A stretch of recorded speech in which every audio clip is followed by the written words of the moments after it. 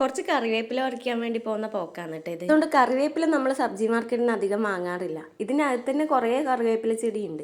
പക്ഷെ പാർക്കിൻ്റെ അവിടെയും ഉണ്ട് എന്ന് പറഞ്ഞുകൊണ്ട് അവിടെ ഉണ്ടോ നോക്കാൻ വേണ്ടി പോയതാണ്. പക്ഷെ കാര്യമായിട്ടൊന്നും കിട്ടിയില്ല അവിടുന്ന്. ഇവിടെ ഇപ്പോൾ കുറേ കുഞ്ഞുനായ്ക്കളുണ്ട്. വസൂട്ടനെ അതിനെ കണ്ട വെറുതെ തല്ലാനും പിടിക്കാനൊക്കെ പോകും. അതുകൊണ്ട് ഞാൻ നൈസായിട്ട് വസൂട്ടനെ ഒക്കത്തെടുത്തിട്ടാണ് പിന്നെ ബാക്കി പോയത്. അങ്ങനെ പാർക്കിലെത്തി അവിടെ ഒരു തരി കറിവേപ്പില നമ്മൾ കണ്ടില്ല. അതുകൊണ്ട് നമ്മൾ അതിൻ്റെ ക്വാർട്ടേഴ്സിൻ്റെ അകത്ത് തന്നെ പോയിട്ട് ആവശ്യത്തിനുള്ള കറിവേപ്പില പറിച്ചു. ഇപ്പം ഇവിടെ മുരിങ്ങാപ്പൂവിൻ്റെ സീസണാണ്. ഇനി കുറേ കഴിഞ്ഞാൽ നല്ല മുരിങ്ങാക്കോലുണ്ടാവും. അപ്പോൾ സബ്ജി മാർക്കറ്റിലൊന്നും പോയിട്ട് വാങ്ങിയേ വേണ്ടി വരില്ല.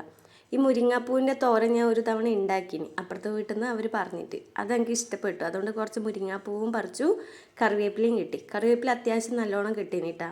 ഇനി ഇപ്പോഴൊന്നും കറിവേപ്പില പറിക്കാൻ വേണ്ടി പോകേണ്ടി വരില്ല.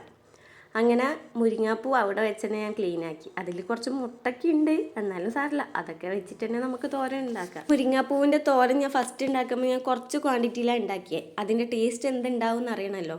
പക്ഷേ ഉണ്ടാക്കിയപ്പോൾ എനിക്ക് ഭയങ്കര ഇഷ്ടമായി. അതുകൊണ്ട് ഞാൻ കുറച്ചധികം തന്നെ പറിച്ചിട്ടാണ് ഇന്ന് ഉണ്ടാക്കിയത്. അങ്ങനെ രുചി വന്നതിന് ശേഷം ചോറ് വിളമ്പി, വറവ് വെച്ചു, പിന്നെ പപ്പടമുണ്ട്, സാമ്പാറും ഉണ്ട് കേട്ടോ. രാവിലെ ഇഡ്ഡലിക്ക് സാമ്പാറായിരുന്നു. അപ്പം ആ സാമ്പാർ വെച്ചിട്ട് ഇന്ന് ഉച്ചക്ക് കൂട്ടും, രാത്രി ദോശയാക്കിയിട്ട് അതും സാമ്പാറും ചട്നിയായിരിക്കും. പിന്നെ പപ്പടമുണ്ട്. പിന്നെ പൊങ്കലിന് ഒരുവിധം അത്യാവശ്യം അച്ചാർ ബാക്കി ഉണ്ടായിന്. അപ്പം അതിൻ്റെ അച്ചാർ ഉണ്ടായിന്. നാരങ്ങ അച്ചാറാണ് എനിക്ക് ഇഷ്ടമായത്. അപ്പോൾ ആ നാരങ്ങ അച്ചാർ ഇട്ടു. രുചിക്ക് സാമ്പാറിൻ്റെ കൂടെയും പരിപ്പിൻ്റെ കൂടെയും നെയ്യ് മസ്റ്റാണ്. സാമ്പാർ വിരോധിയാണ് ഞാൻ എൻ്റെയിലോട്ട് സാമ്പാർ ഒഴിച്ചിട്ടാട്ടാ. ഇത് മത്തൻ തേങ്ങയും പിന്നെ ലാസ്റ്റ് പച്ച വെളിച്ചെണ്ണയൊക്കെ ഇട്ട ഒരു സാധനമാണ്. ഇതിൻ്റെ പേരെനിക്കറിയില്ല.